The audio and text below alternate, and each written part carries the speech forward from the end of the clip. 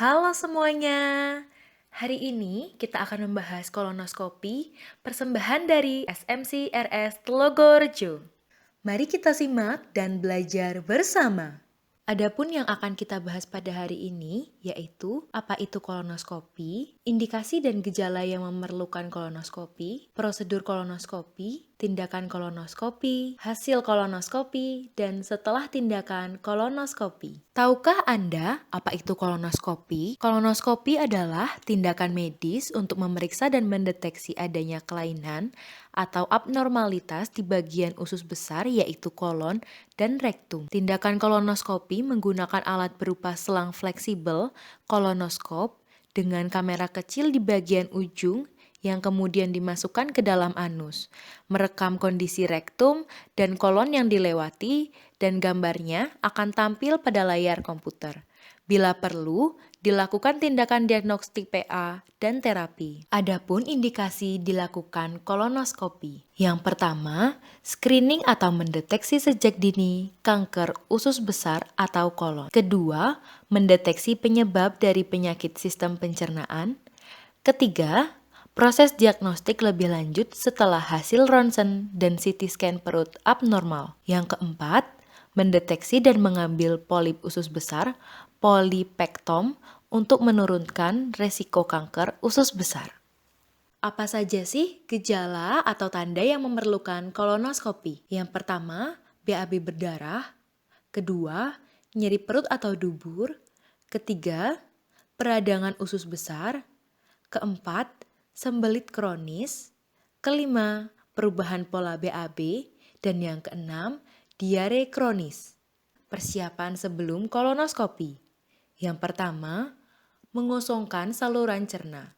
Karena sisa zat-zat di usus besar bisa mengganggu hasil pemeriksaan. Kedua, diet khusus 1-3 hari sebelum tindakan. Ketiga, puasa. Tidak makan selama 12 jam dan puasa minum 6-8 jam sebelum jam tindakan kolonoskopi. Keempat, konsumsi obat pencahar sesuai dengan instruksi dokter yang berfungsi untuk mengosongkan usus besar. Yang kelima, memberitahu dokter mengenai obat-obatan yang sedang dikonsumsi. Adapun tindakan dari kolonoskopi. Pertama, mengenakan baju khusus kolonoskopi dari rumah sakit. Kedua, berbaring di atas meja pemeriksaan dengan posisi miring dan menekuk kedua lutut ke arah perut atau dada. Ketiga, pembiusan untuk mengurangi rasa cemas dan ketidaknyamanan pasien selama tindakan. Keempat, dokter akan memasukkan kolonoskop ke dalam usus dengan melalui anus serta memompa karbon dioksida. Kelima, dokter akan mengambil beberapa gambar yang diperlukan. Keenam, jika diperlukan, dokter akan biopsi atau mengambil sedikit jaringan usus besar.